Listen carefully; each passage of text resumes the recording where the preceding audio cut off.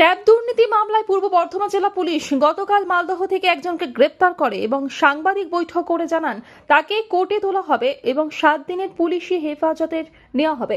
সেই মতো অভিযুক্ত হাসান আলীকে জেরা করতে গিয়ে উঠে আসে আরো 4 জনের নাম, আর পুলিশ তৎপরতার সাথে সেই 4 জনকে গ্রেপ্তার করে।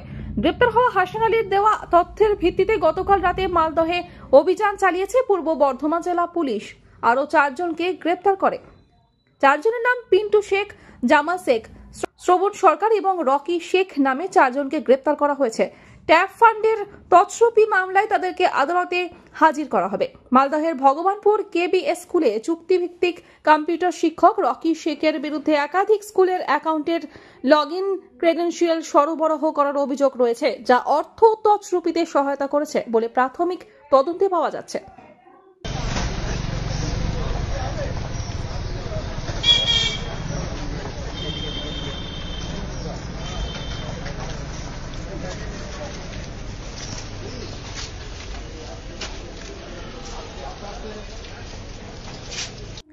পুলিশ তদন্ত করে দেখছে ওই দুর্নীতির সাথে আরো কেউ যুক্ত রয়েছে কিনা।